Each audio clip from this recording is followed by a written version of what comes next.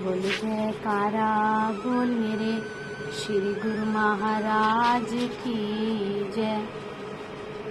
श्री अमर ज्योति दर्शन ग्रंथ श्री संत नगर दोहा। साध संग में चांदना सकल अंधेरा और सहजो दुर्लभ पाइए सत्संगत में ठोर। सत्पुरुषों की सुसंगति के अतिरिक्त सब और अंधकार ही अंधकार छाया हुआ है। सत्पुरुषों की चरण शरण में आने से ही जीव को ठोर ठिकाना मिलता है। ये मानव जन्म मिला भी इसीलिए है कि ये सत्पुरुषों की संगति को पाकर 84 के बंधन से छूट जाए, सब गम चिंताओं से आजाद हो जाए और सच्चे सुख को प्राप्त कर ले। महापुरुष जीव को आगाह करते हैं, चेतावनी देते हैं और महापुरुषों का संसार में अवतार भी इसलिए होता है कि वह भूले भटके जीवों को सही रास्ते पर लगाएं, मानव जन्म की कदर कराएं कि ये जन्म किस लिए मिला है। आम जीव ये समझते हैं कि ये शरीर संसार के धंधों और विषय विकारों के लिए मिला है, मगर जो गुरुमुख जन सत्पुरुषों की संगति में आ गए हैं वह इन चीजों को तुच्छ समझते हैं। अगर मानव जन्म को धारण करके केवल शरीर के सुख आराम के लिए ही यत्न किया तो फिर समझो कि कुछ भी नहीं किया, जैसे आए वैसे चले गए, बल्कि सिर पर बोझ उठाकर ले गए। क्या दुनिया के पदार्थ जीव को निर्वाण पद दिला सकते हैं या सुख दे सकते हैं? ऐसा नहीं हो सकता। जिसकी तासीर ही सुख देने वाली है वह कैसे सुख देंगे? अगर उनमें सुख होता तो महापुरुष कभी इन्हें छोड़ने के लिए ना फरमाते। वह वाणियों में चिताते हैं कि सच्चा सुख केवल नाम सुमिरन और सेवा भक्ति में है। इसमें सुरती की तार जोड़कर सुख स्वरूप बन जाओ। संगतों का उमड़ता समुदाय दिन रात श्री दर्शन एवं सत्संग प्रवचनों की निधि पाकर माला माल हो रहा था। आपने अपनी असीम कृपा करते हुए पुनः एक बार अमृत वर्षा करते हुए फरमाया, महापुरुषों ने संसार की हालत देखते हुए ये निष्कर्ष निकाल दिया है कि सारा संसार ही दुखी है। केवल भगत जन सुखी हैं क्योंकि उन्होंने नाम का आधार लिया है, भक्ति को अपनाया है, इसीलिए वह सुखी है। सत्पुरुष अपनी वाणी में वर्णन करते हैं दोहा, कबीर सब जग दुख भरा सुखिया नहीं संसार, सुखिया केवल भगत जन जाके नाम आधार।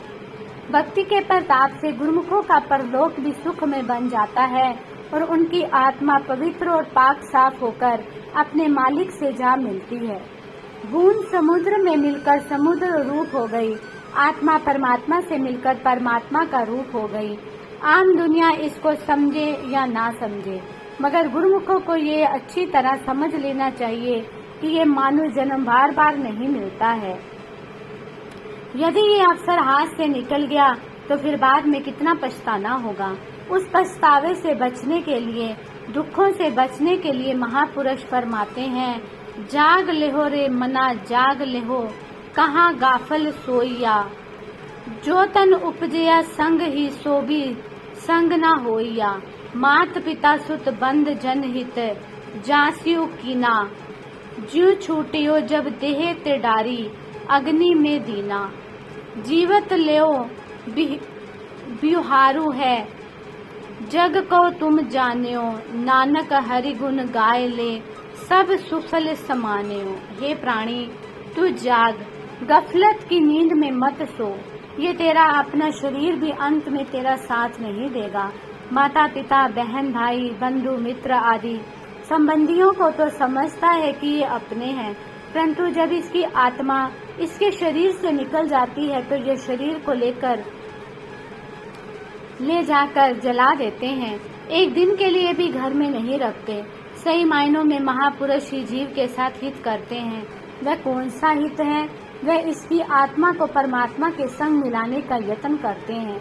इसी में जीव का कल्याण है और इसी में मानव जन्म की सफलता है। आपने आने वाले महात्मा लोगों के द्वारा शेष सत्संगियों को भी श्री आज्ञा भेज दी कि अब इस बार का प्रोग्राम समाप्त हो गया है, आगे पुनः पहले ही सबको सूचित कर दिया जाएगा ताकि संगतों को सुविधा प्राप्त हो सके। स्वयं उसी दिन साय समय श्री संत नगर के प्रबंधक महात्मा जी को फरमाया कि अब जो भी संगतें आए उन्हें कह देना कि श्री दर्शन का सुअवसर अगली बार मिलेगा। जो भी आए सबको प्रेम से लंगर प्रसाद देना। स्वयं श्री गुरु महाराज जी ने ग्वालियर परम धाम की ओर प्रस्थान किया।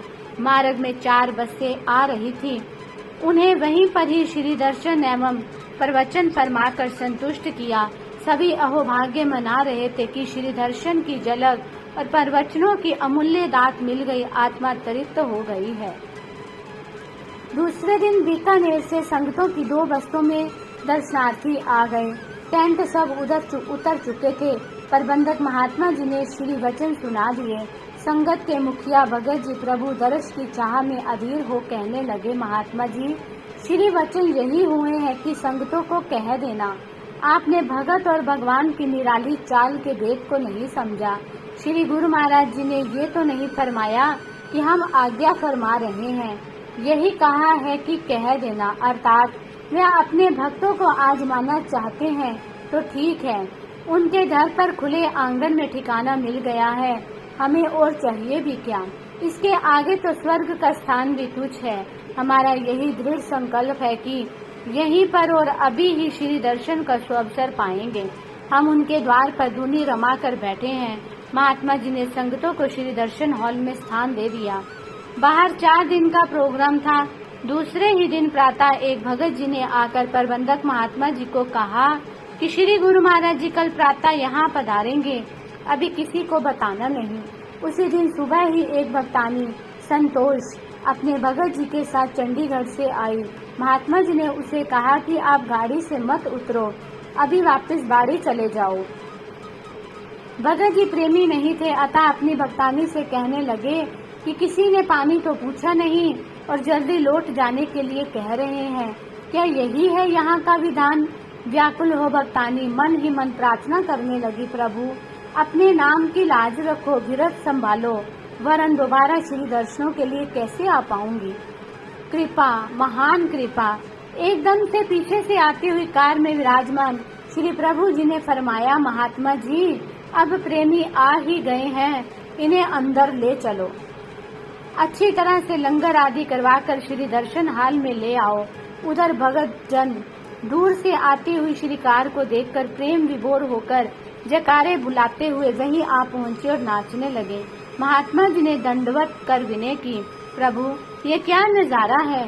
श्री प्रभु जी ने मुस्कुराते हुए कहा, महात्मा जी ये प्रेमियों का प्रेम है, हम स्वयं इसमें बंधे हुए हैं। श्री अनंतपुर की ओर से गुरुमुखों की प्रेम डोर हमें वहाँ जाने के लिए खींच रही थी और इधर श्री संत नगर के प्रेमी एवं संगते हमें अपने प्रेम बंधन में यहाँ बुला रहे थे। हम शीघ्र ही यहाँ के प्रेमियों को निहाल करके श्री अनंतपुर पधारेंगे। बीकानेर की संगत और उस भक्तानी के हृदय में अथाह समुद्र ठाठे मार रहा था। श्री वचन हुए दोहा, प्रेम पुंज प्रगटे यहाँ, तहाँ प्रगट हरि होए, दया दया कर देते हैं, श्री हरि दर्शन सोए। प्रेमियों, महापुरुषों का जीवों के साथ हार्दिक प्रेम संबंध है। जिसने सच्चे दिल से सच्चे प्रेम से भगवान को बुलाया, भगवान एक क्षण में प्रकट होकर साक्षात दर्शन देते हैं। ये भगवान का आदि जुगादि का विरध है। ये सच्चा प्रेम हृदय में कब प्रकट होता है, जब जीव सत्पुरुषों की संगति में नाम की कमाई करते हैं। इसी नाम शब्द को दिल में बसाकर सच्चे प्रेम को हृदय में जगाकर प्रभु दर्शन को पाना है। लोक सुखी और परलोक सुहेला बनाना है, यही मानव जीवन का लक्ष्य है। इसके पश्चात श्री अनंतपुर से स्थान स्थान पर सत्संग परमार्थ का कार्य करते हुए हरिद्वार में पहुँचे। यहाँ प्रेमियों ने आपको बुलाया, उनकी विनय पर गृह प्रवेश करके कृतार्थ किया और पावन श्री दर्शनों से निहाल किया। सबके हृदय में नई स्फूर्ति और भक्ति की लगन जागृत हो रही थी। तदुपरांत संगतों को कृतार्थ कर आपने कुछ महात्मा एवं भक्तों के संग घाट पर कृपा की। आपके तेजस्वी स्वरूप के आकर्षण से 6-7 मठाधीश आपके पास आए। वही घाट पर ही एक खुला स्थान बना हुआ था। यहाँ पर सत्संग एवं ज्ञान चर्चा हुआ करती थी। अब वही विराजमान हुए।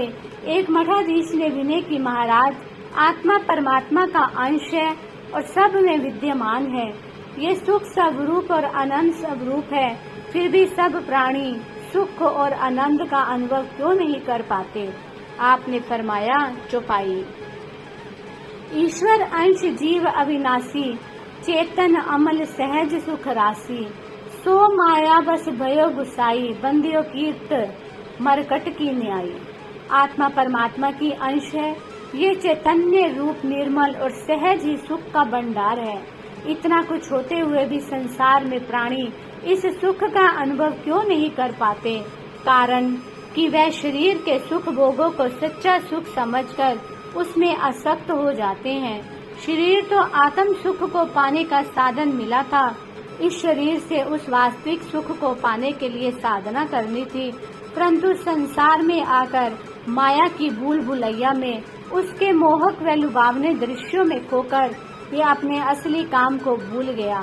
इसीलिए परमात्मा की याद को भुलाकर आत्म सुख से वंचित हो गया। महापुरुष समझाते हैं कि ये माया के वश में कैसे हुआ।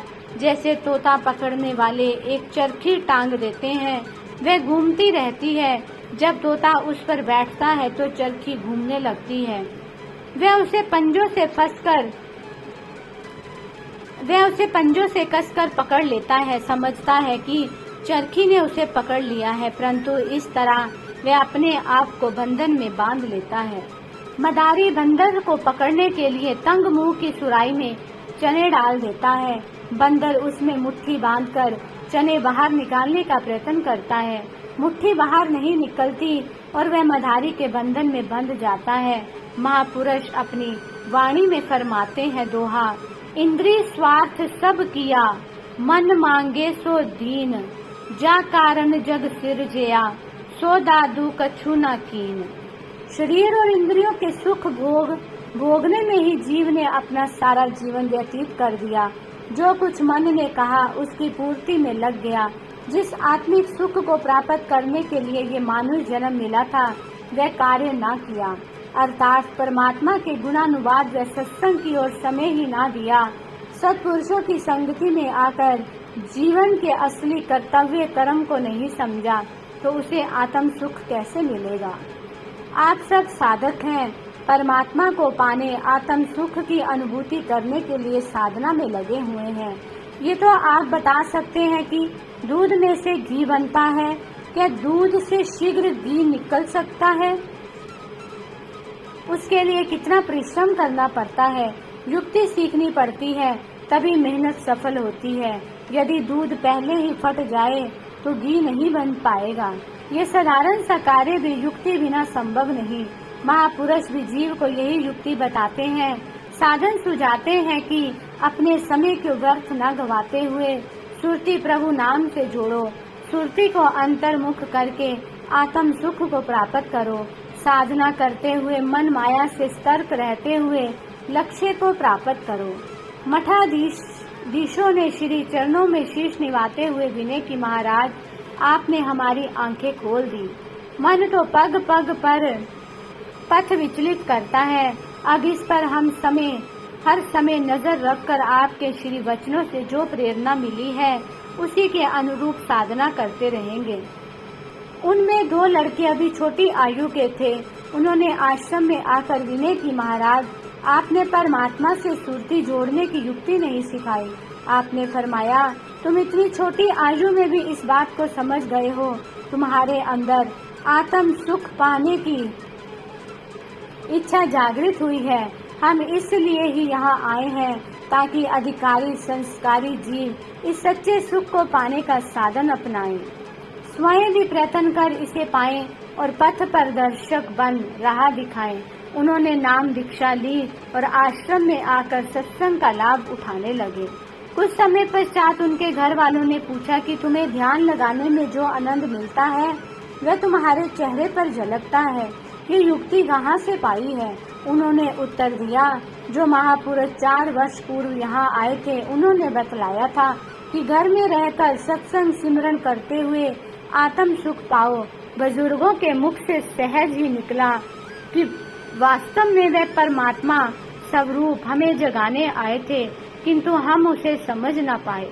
वहाँ से आप हर की पौड़ी पर आए। यहाँ का दृश्य ही अलग था। प्रत्येक मंदिर में श्री परमहंसों की मूर्तियां विराजमान थी। आपने अपने स्वरूप को वहाँ विराजमान देख एक पुजारी से पूछा कि यहाँ ये श्री मूर्तियां कहाँ से लाए हो? उसने कहा, महाराज, हमारे पड़ोस में सत्संग आश्रम है, वहीं से इन्हें ले आए हैं। इनके श्रद्धालु प्रेमी जब यहाँ आते हैं तो इन छवियों के दर्शन कर उनके दिल अत्यंत हर्षित होते हैं। वहाँ पर आपने हर की पौड़ी पर गंगा जी में चरण स्पर्श किए। स्वर्गलोक से उतरी महानदी गंगा चिरकाल पश्चात महाप्रभु जी का चरण स्पर्श पाकर अपने भाग्यों पर फूली न समा रही थी। आज अखिल विश्व के करनदार स्वयं चलकर यहाँ पधारे थे। नतमस्तक हो उसने आपकी कोटि वंदना की। जो प्रेमी आपके साथ आए थे उन्होंने प्रसन्नचित होकर जयकारा बुलाया। आपने फरमाया, अभी हम त्रिवेणी के तट पर गए थे, आज हरिद्वार में गंगा तट पर आए हैं। आप हरिद्वार से कार द्वारा खुर्जा में एक मिट्टी के गुलदस्ते बेचने वाले की दुकान पर आए। आपने कहा, गुरुमुख, हमने तुमसे काशी में वचन किया था कि हम तुम्हें अवश्य पुनः मिलेंगे। वह बेचारा सोच में पड़ गया। पुनः उसने क्षमा मांगते हुए कहा, महाराज, मैं भूल गया हूँ, मुझे राह दिखाओ। आपने उससे फरमाया, यही एक भूल है जिससे इंसान संसार में भटक जाता है, अपने मनुष्य जीवन के लक्ष्य को प्राप्त नहीं कर पाता। उसे नाम दीक्षा देकर एवं श्री अनंतपुर का पता बताकर फरमाया कि हमने अपना वायदा पूरा किया, अब तुम्हारी बारी है। साथ में आए हुए भगत में महात्मा जन हैरान थे कि ये कौन सी अनबूझ पहेली है।